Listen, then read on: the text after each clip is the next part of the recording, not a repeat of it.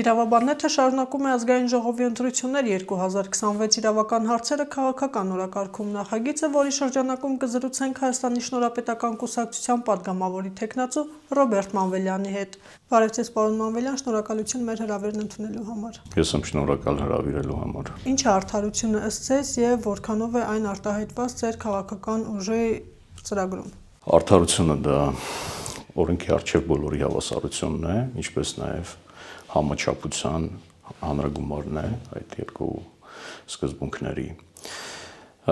բոլորի առջև հավասարությունը դա անկախ սեռից, անկախ կրոնական պատկանելությունից, անկախ սոցիալական դիրքից բոլորի հավասարությունը օրենքի առջև։ Ինչ վերաբերում են հարցին,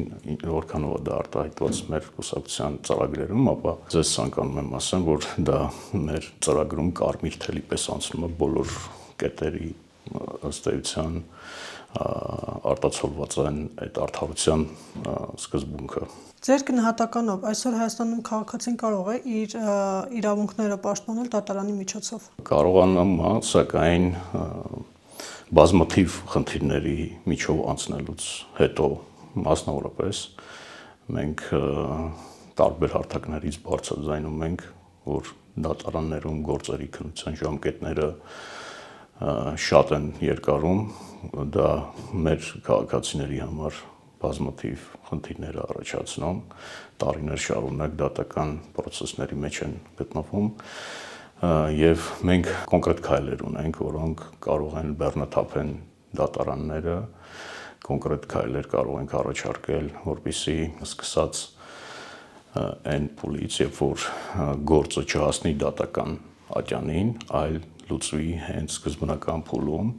երբ որ կազմում են վարչական ակտեր, օրինակ կբերեն վարչական ակտերի մասով, եւ դրանք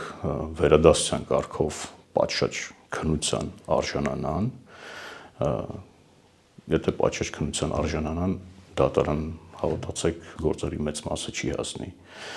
Վերադասության կարգով բողոքարկելու այդ գործընթացը կրում է ըստ էության ձևական բնույթ, մեր քաղաքացիներից շատերը գերադասում են դիմեն դատարան, դրանով իսկ ծանրաբեռնում են դատական համակարգը։ Ըստ ձեզ, արդյոք ունենք անկախ եւ վստահելի դատարաններ, ինչպես նաեւ բարևարք եւ պրոֆեսիոնալ դատավորներ։ Անկախ դատարանի մասին իհարկե դեռ վաղ է խոսելը, մենք բազմաթիվ անալիքներ ունենք այդ ուղղությամբ, դատարանները իհարկե հիմա գտնվում են բարեփոխումների process-ի մեջ, սակայն դեռ բազմաթիվ քայլեր պետք է կատարենք, որպեսզի մեր դատական համակարգը իրոք լինի անկախ եւ այն դատական համակարգը լինի, որը որ մենք ենք երազում, քաղաքացիներն են ցանկանում ունենալ։ Որոնք են ձեր քաղաքական ուժի նախընտրական ծրագրի հիմնադրույթները այս ոլորտում։ Մենք ունենք առաջարկելիք մեր քաղաքացիներին,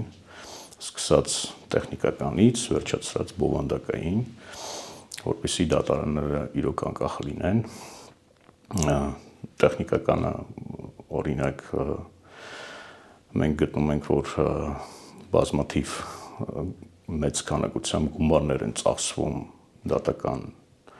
համակարգում, որոնք արդյունավետ չեն օգտագործվում, արդյունավետ չեն կիրառվում։ Ունենք Dataalex համակարգ, ունենք Armlex համակարգ, վարչական դատարան իր ունի տարանջատված ինչ-որ համակարգեր են, որոնք որ ըստ էության մենք գտնում ենք, որ դա պետք է լինի մեկ համակարգ եւ բոլոր դատական գործերը պետք է գտնվեն մեկ համակարգում, այլ ոչ թե տենց տարանջատված։ Բացի այդ, մենք առաջարկում ենք դատարանները պետք է կաշկանդում չունենան, թե պետական գործադրից, մենք հիմա չենք տեսնում այդ մեր ցանկությունը, մենք տեսնում ենք, որ դատարանները շատ դեպքերում կաշկանդված են, սկսած քրեական գործերից, վերջացրած վարչական գործերով, քանի որ դրա արդյունքում օրինակ պետական բյուջե ավելի քիչ գումար կարող գա, ինչ որ կաշկանդվածություն ունեն, մենք մտածում ենք, որ հնարավոր է, որ դատական համակարգի վրա գործադրից ազդեցություններ կան որոշակի հանձնարարականներ կա կոնկրետ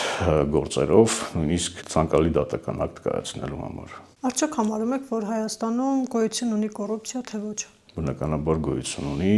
եւ կոռուպցիան դա պետության քաղցկեղն է, որը մեր երեխաների ապագան դարձնում անորոշ։ Չենք իմանա, եթե այսպես շարունակվի եւ մենք կոնկրետ միջոցներ չձեռնարկենք այդ ուղղությամբ, չգիտենք 5, 10, 20 տարի հետո Հայաստանը ինչ վիճակում կգտնվի, ընդհանրապես ինքնիշխան Հայաստան կունենանք, թե ոչ։ Մենք համարում ենք, որ կոռուպցիան կոնկրետ թիրախային ուսումնասիրության կարիք ունի, ըստ ոլորտների առողջապահություն, դատական համակարգ, կրթություն, պետքա կոնկրետ հասկանալ, թե ռիսկերը որտեղ են կայանում։ Այդ ռիսկերն է պետք վերացնել։ Հակառակ, ինչպես նաև պետքա կրթությամբ զբաղվել։ Կոռուպցիան պետքա հասարակության կողմից ընկալվի որպես հակաբարոյական քայլ, գործողություն։ Կոռուպցիան հովանավորչություն է։ Դրանք գտնում ենք, որ սկսած դպրոցից երեխաներին պետքա կրթել այդ դաստիարակությունը երեխաներին փոխանցել, որ դա չարիք է, դա մեր համար չի։ Իսկ ինչպես է գնահատում հակակոռուպցիոն մարմինների անկախությունը, վստահելիությունը եւ գործունեության արդյունավետությունը։ Տեսեք, բազմաթիվ հակակոռուպցիոն մարմիններ կան հիմա, այսինքն կոռուպցիայի կանխարգելման հանձնաժողով,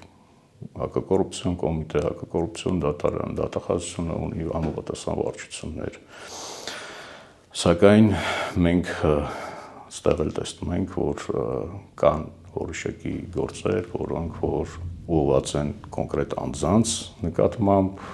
հավասար չի կիրառում, այսինքն եթե իշխանական որոշ գործիչներ կարող են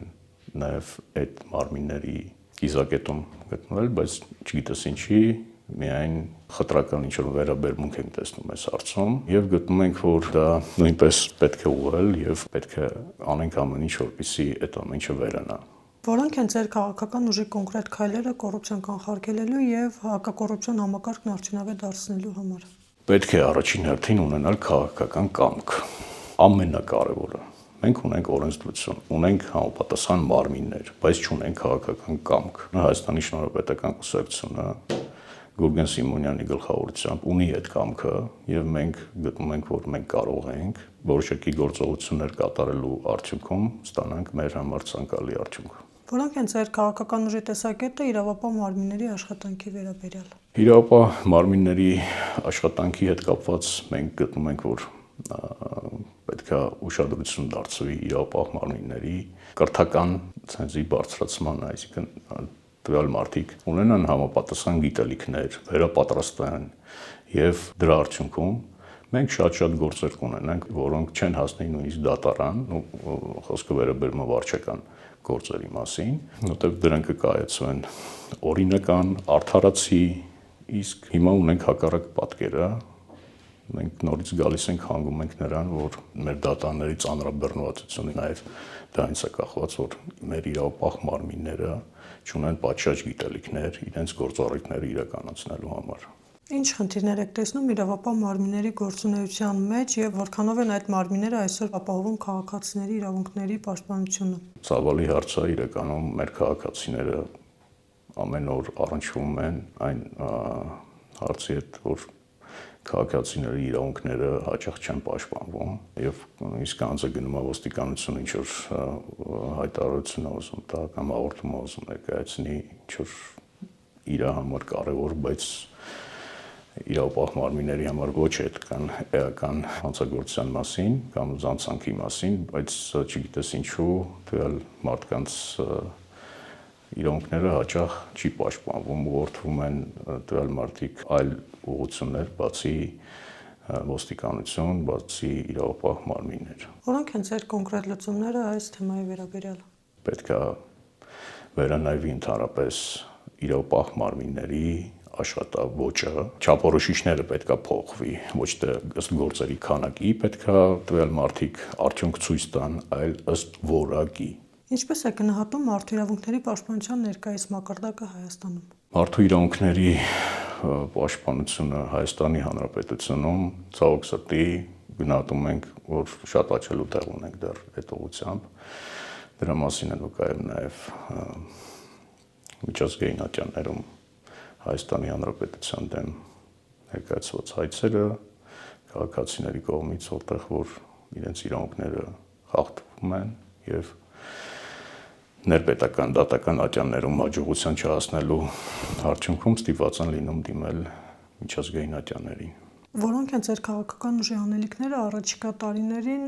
ընտրություններում հաղթելու դեպքում։ Մեր հիմնական անելիքը լյուստրացիայի իրականացումն է։ Լյուստրացիայի իրականացումը միջազգային փորձը հաշվի առնելով մենք ուսումնասիրել ենք միջազգային փորձը այդ ուղղությամբ եւ առաջին քայլերից մեկը լինելու է նա, որ Հայաստանի Շնորհապետական կուսակցությունը իրականացնելու է լյուստրացիա։ Շնորհակալություն զրույցի համար։ Ես եմ շնորհակալ։ Մեր հյուրն էր Հայաստանի Շնորհապետական կուսակցության падգամավորի թեկնածու Ռոբերտ Մանվելյանը։